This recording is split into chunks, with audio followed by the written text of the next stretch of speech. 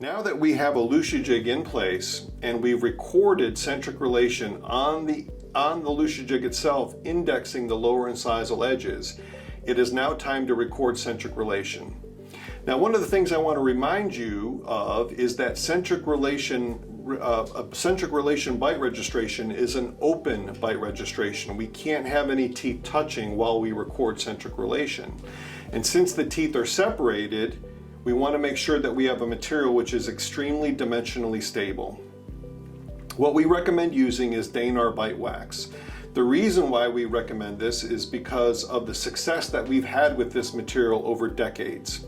And we really have spent a lot of time researching alternative methods for recording centric relation, but what we have found is that this is the most repeatable and predictable way to record centric relation.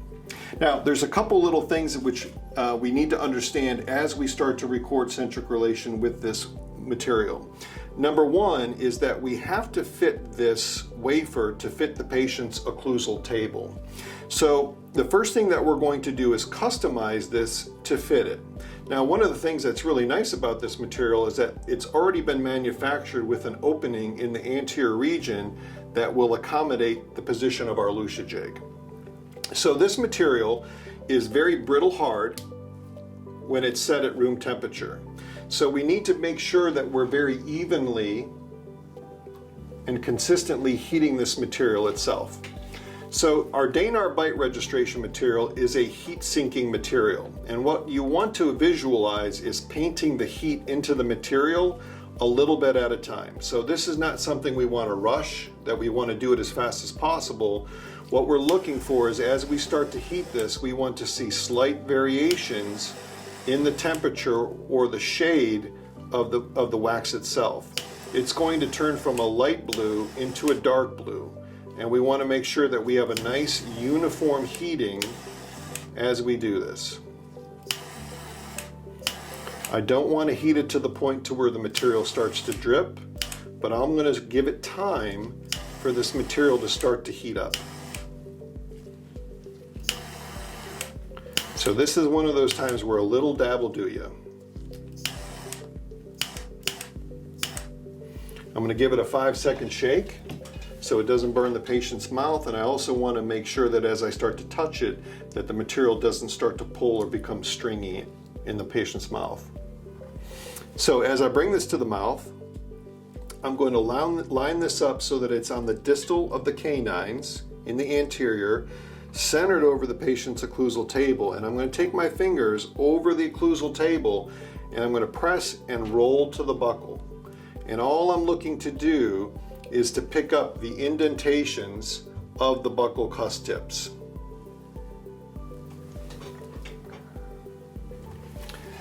Then I'm going to take scissors and I'm going to bevel these towards the mandibular teeth and trim this right down the middle of the buccal cusp tips, making sure I curve it back towards the anterior, beveling it so that I have a tooth-wax-tooth relationship.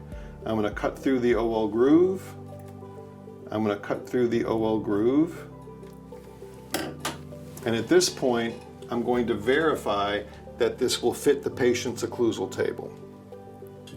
So as I place it at the distal of the canines, this is going to line up basically just to the inside of the patient's buccal cusp tips. What we've done now is we've customized this Danar bite wafer to fit this patient's occlusal table. Now we're going to reheat the material a second time and make a definitive bite registration, making sure that we guide the patient using bimanual manipulation and make sure that that lower incisor goes back into our index that we created on the Lucia jig. So I'm just going to be lightly reheating again. Again, I'm not in a big rush.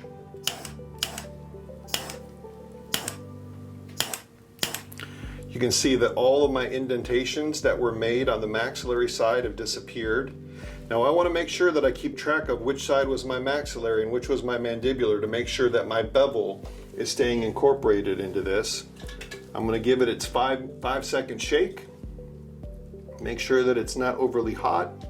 I'm going to bring it back and tip your head a little bit. I'm going to bring it back into the patient's mouth, distal of my canines, get it into position, and then I'm going to have the patient lightly close, and I'm going to guide them, close, squeeze, squeeze, squeeze, into my index, going firmly all the way down. And then I'm going to be pushing from the buccal to make sure that I have tooth, wax, tooth. I don't want any spaces. I don't want tooth, space, wax. I want tooth, wax, tooth. Once that's in place, I'm going to come in here and I'm going to chill the wax with a little bit of water.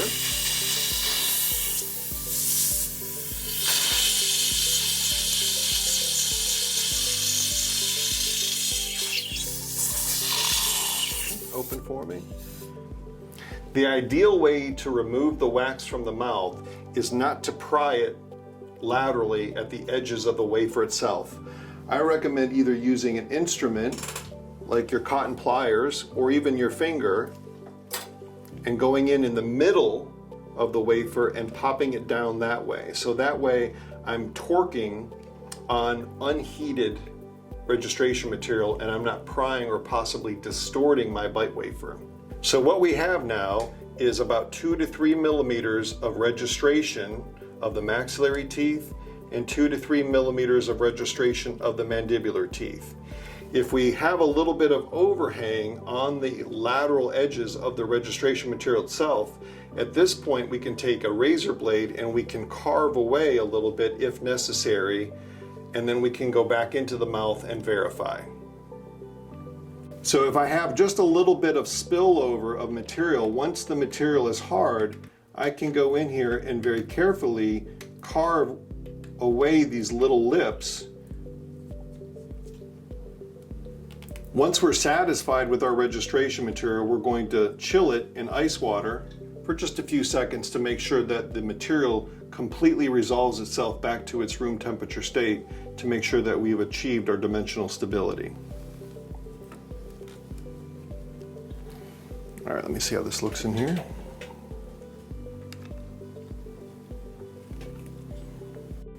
Once we've chilled our CR bite record, it's now important to take it back into the mouth to verify that we have achieved what it is that we're looking for.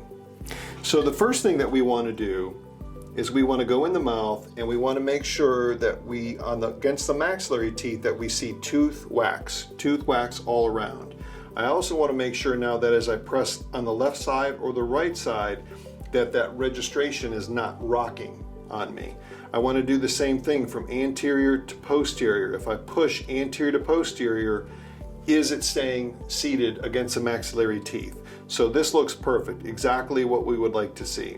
Now we're going to have the patient relax. I'm going to use bimanual manipulation again, and I'm going to have her slowly close into the material again. And what I'm looking for is I want to make sure that those mandibular teeth are going into the registration and are going in without any deflection, and that everything is seating into it passively. And I can verify that multiple times in making sure that I'm using my bimanual manipulation. Open and close, open and close. Beautiful, nice and solid. The last thing that I want to verify as I look from the lateral is that I see tooth, wax, tooth on the mandibular teeth as well. Tooth, wax, tooth. And once I've done that, I've known I have recorded a great centric relation bite record, which is dimensionally stable. I'll take this out of the mouth and I'll store it back in the cup of water, and we'll go into the laboratory to mount it.